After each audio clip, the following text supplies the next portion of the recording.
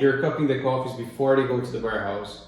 So you're getting the samples from the farm, cupping them before they go to the warehouse, and separating these coffees so each specific lot doesn't get mixed with other lots. So you know exactly where the coffee is coming from and keeping it as a separate.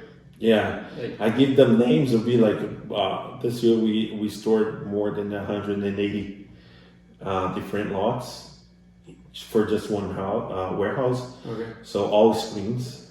So I give them names so I know the time, and I also use Cropster as a very good tool for us to maintain and to have the traceability. Okay. So it's very hard to have all the traceabilities, and after the coffee is also processed to the 16, 17, 18, we also cup everything again to make sure the quality stays the same. And before shipment, before the shipment, before the container is loaded, we cup it again to make sure it's the same quality. And if that quality is consistent, that's how we get the consistent that we are doing now, because we cup all the way through. Like at the beginning, the coffee is not even harvested. I already have samples. Okay. So everything that goes like a line. It's a lot of work, but I see that we can get like really great results from it. No, for sure. We will always see year after year, especially the consistency of each type of coffee. Obviously, there are changes on climate. It's a crop, so there will be changes, but we see the consistency is it's very, very good. What does it mean for you as farmer, curator, working at the processing at the farm, to win a Cup of Excellence for the second time? No, that's like for me, it's like the greatest honor. It's like I can't even tell.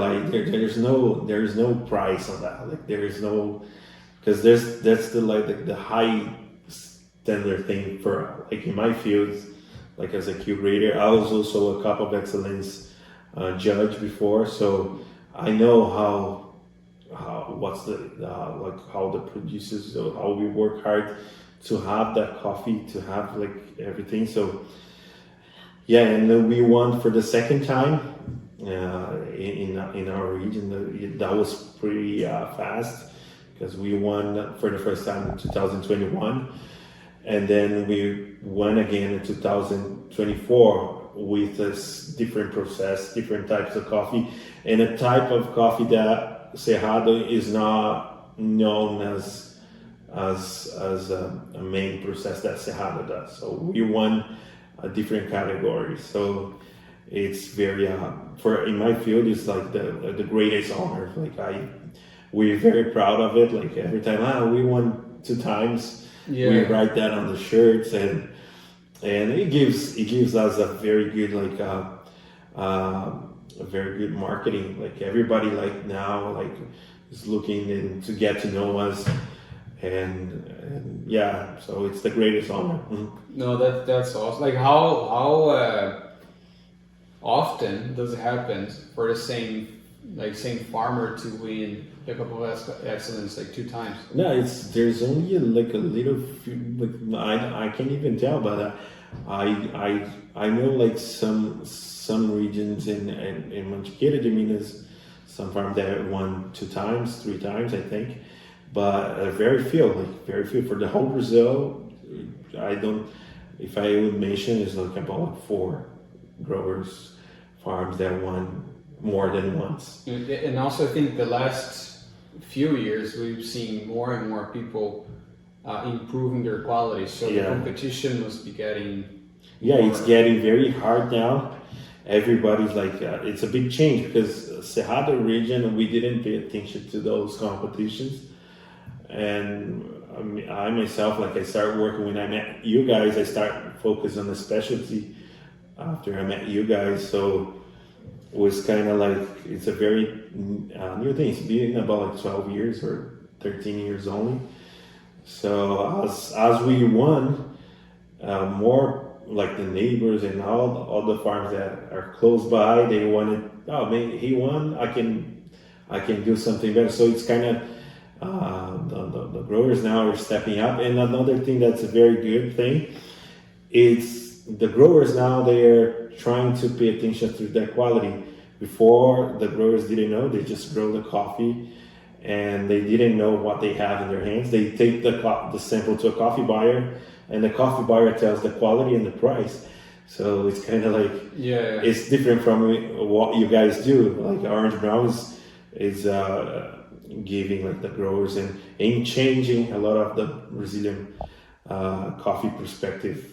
Like I see that now, like I know like the roasters look at Orange Brown to see like, well, what Brazil has the best to offer. Like, so it's a good thing. Yeah, no, it's good to be part of the improvement process. We try to do our part here the best we can, but the farmers as well stepping up with quality, consistency, and seeing the entire process from the farm all the way to not just to us, but to the roaster and then to the coffee shop that is supplying that coffee and people having at home. It's great. It's great to see the entire flow of the work.